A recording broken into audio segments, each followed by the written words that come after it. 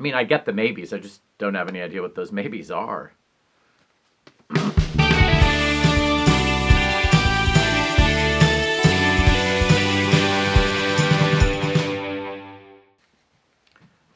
Fortunately, I can frown when I talk about this topic because I can move the muscles in my forehead. Do you see me frowning?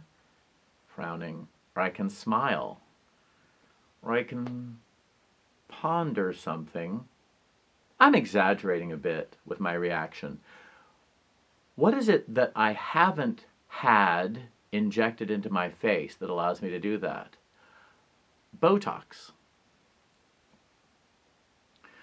I could really do several segments on Botox. Let me do one. I don't know if I can do it.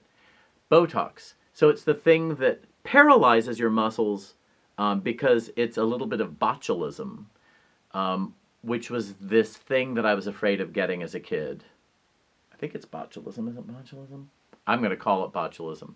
So it's this thing I was terrified of getting as a kid because if you were to consume a can of Campbell's soup, even if you heated it up, that might have had botulism in it,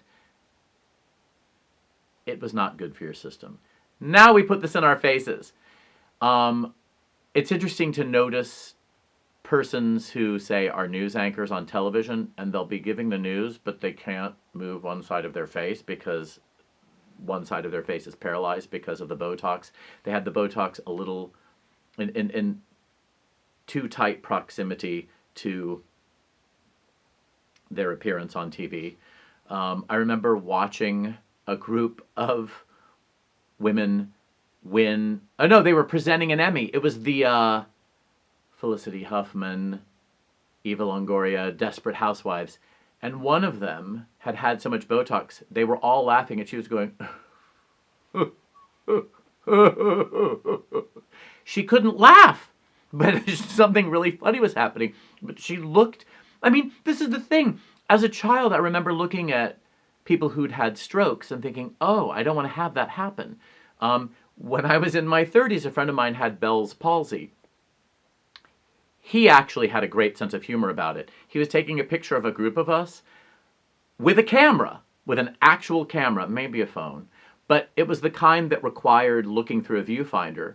And he couldn't close one of his eyes because he had Bell's palsy. So he was holding his eye and putting the camera up to his face. And all of us in the photo were howling because it was so funny that he couldn't close his eye. And so he was laughing along with us, but because he had Bell's palsy, he was only laughing with half of his face, which only made us laugh harder. One of the most good-natured people I've ever known. Great human being.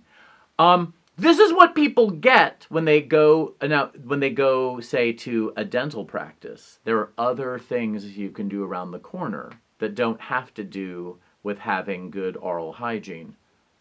Also, it makes people look like, think about John Kerry.